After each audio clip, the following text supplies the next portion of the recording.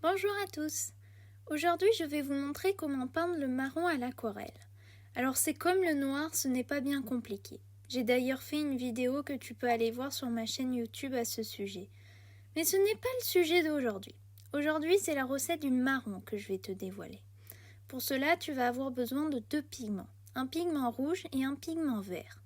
Le mélange des deux va te donner du marron. Mais il existe plusieurs types de marron, et là est le problème. Comment faire pour avoir un marron plus chaud, plus froid, plus clair, plus foncé? Sache déjà que cela va dépendre du choix de tes pigments. Parlons d'abord du choix du pigment rouge.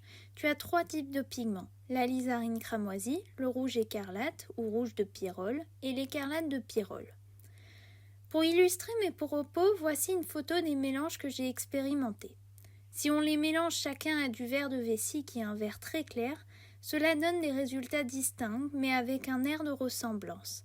En revanche, faire varier le vert sur un même pigment rouge va changer beaucoup plus le résultat. En règle générale, il faut que tu saches que le pigment rouge n'a qu'une faible influence sur le résultat des deux mélanges. Le vert, lui, influe beaucoup plus dessus. Cela s'explique par le fait qu'à la différence des pigments rouges, les pigments verts sont déjà le fruit d'un mélange de plusieurs pigments. Tu as dans leur composition des bleus, des jaunes et parfois même des noirs. Ainsi, quand tu vas faire varier le pigment vert, tu as plus de pigments qui rentrent en jeu dans le résultat de ton mélange. Je t'invite à te renseigner sur les pigments qui composent tes aquarelles pour mieux prévoir les résultats de tes mélanges. Tu peux aussi faire un ou plusieurs nuanciers pour étudier la variation des teintes obtenues. D'ailleurs, quand tu mélanges un pigment rouge et un pigment vert, ce sera souvent 80% de rouge pour 20% de vert, car tu n'auras besoin que très peu de vert pour faire apparaître une teinte marronasse.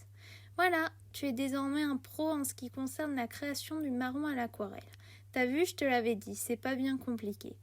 J'espère que cette courte vidéo t'aura appris des trucs. N'hésite pas à mettre des suggestions de vidéos qui pourraient t'aider ou te plaire dans les commentaires. Et en attendant, un excellent dessin. Au revoir!